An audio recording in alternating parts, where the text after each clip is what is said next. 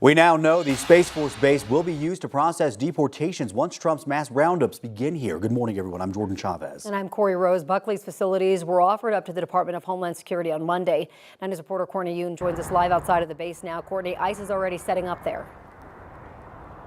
Yes, that's right. Good morning, Jordan and Corey. Buckley Space Force Base will be used by ICE as a staging area. It will also serve as a temporary holding location for the receiving and processing of people who are in the U.S. without proper authorization. Now, President Trump has said before he wants local police to help with deportations, which is illegal under Colorado law. He has also talked about using military resources. When asked whether personnel at Buckley would be working in this deportation facility, the base said the operation would be staffed by ICE and federal agents. The president has talked about deporting every undocumented person in the U.S. He has said that could equal more than 20 million people. But his administration lacks the detention space needed to carry out its promise of the largest deportation in American history. We will begin the process of returning millions and millions of criminal aliens back to the places from which they came. The news of ICE setting up at Buckley comes as NBC News reports the agency will round up people without proper authorization in Aurora as early as tomorrow morning. This would be the third operation by ICE so far this week. Raids have already happened in Chicago and in New York City. The city of Aurora released a statement saying that it's aware of reports and federal immigration plans this week, but the city says it's not involved in the development or the activation of those plans. Live in Aurora, Courtney Yoon, 9 News. All right, we'll see what happens here. Courtney, thank you. A man was arrested near an elementary school in Loveland by federal immigration officers yesterday. The agents pulled the parent over along Eisenhower Boulevard. An employee at the school heard what was going on, went to the scene, took video on her phone, and called her friend, a lawyer in New York. We spoke to that friend in New York via Zoom. Callie McHugh says that she stayed on the phone for support. Callie feels little information was shared at the scene before agents arrested the man. They said that he was pulled over for immigration offenses. I asked her to ask specifically, was there a traffic violation? And they refused to answer that question. We do not know the identity of the man arrested, his status, or where he is now. Callie says she was told the ICE officers were going to send him to Wyoming. We now know from past history that not all the people arrested by ICE and its partner agencies are actually eligible for deportation. Some will turn out to be American citizens or immigrants with legal authorization to be here. People who are detained in Colorado will now have fewer resources to fight deportation after an order from the Trump administration ended one organization's work. Rocky Mountain Immigrant Advocacy Network told 9 News reporter Angela McCall they got a notice on Trump's second day. We received a stop work order saying that we were no longer allowed to conduct any of the work that we do under 3 programs. How much of your overall programs do these 3 programs make up? It's about 25% of our work. And I think what is even more alarming than the impact on Remain is really what it means in terms of access for folks who are before both immigration courts in Colorado. The executive director says the 3 programs provide legal information to those detained at the ICE facility in Aurora and critical services in immigration court. Only about 15% of those in detention proceedings have legal representation, and studies have shown that when a lawyer is involved, people are 10 times more likely to win their case in immigration court. It's often when people learn they may qualify for some kind of temporary or permanent residency.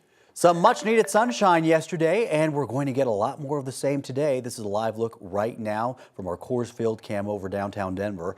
There is a chance that we could see more snow tomorrow, though it's a bit of a tricky forecast. This is when I feel very blessed to not be a meteorologist because the models are all over the place right now. Right. Chris is trying to figure them all out. He's joining us in the 9 News backyard, the very festive 9 News backyard right now.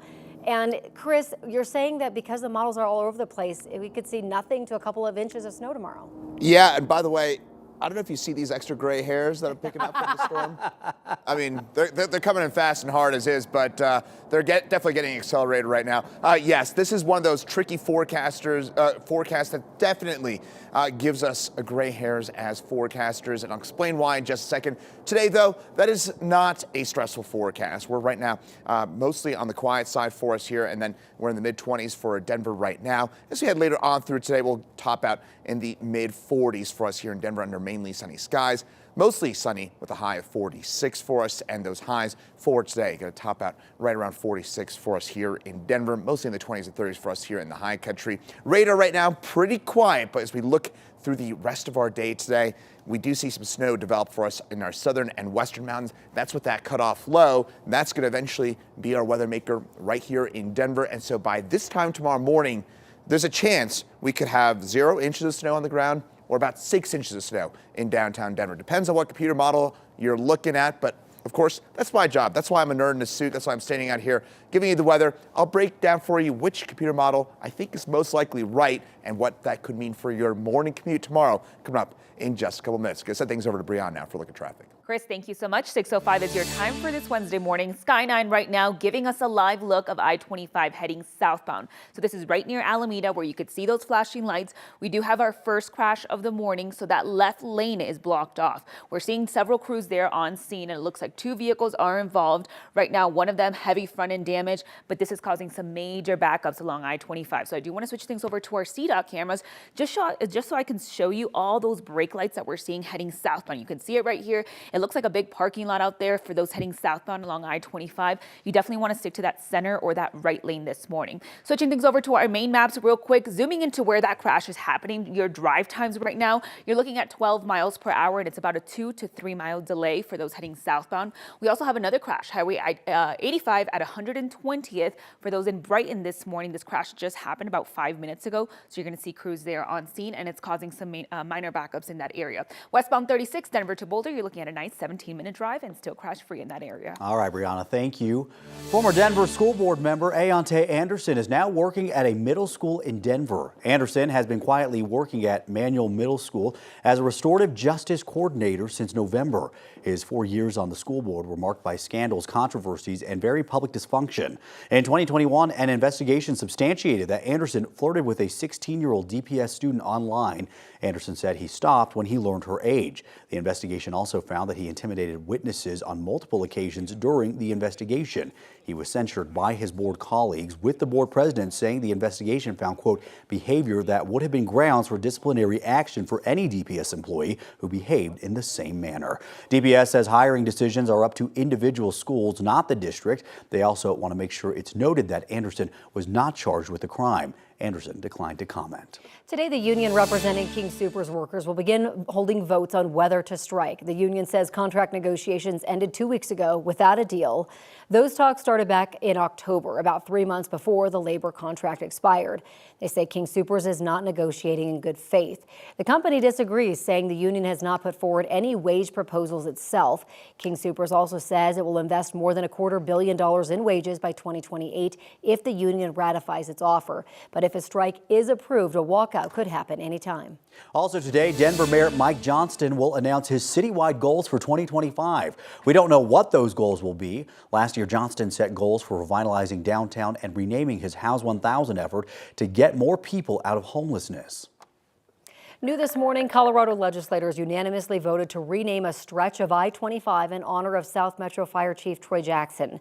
The stretch from Bellevue Avenue to north of C-470 interchange will now be renamed to Firefighter Memorial Highway in memory of Chief Troy Jackson. Jackson was a firefighter for South Metro for 30 years. He passed away in 2019 due to a cancer spreading aggressively to his lymph nodes and lungs, a cancer he developed from being a firefighter. Now South Metro and his widow Lori are raising funds to help with the creation and installation of those signs. If you would like to help out, head to coloradogives.org.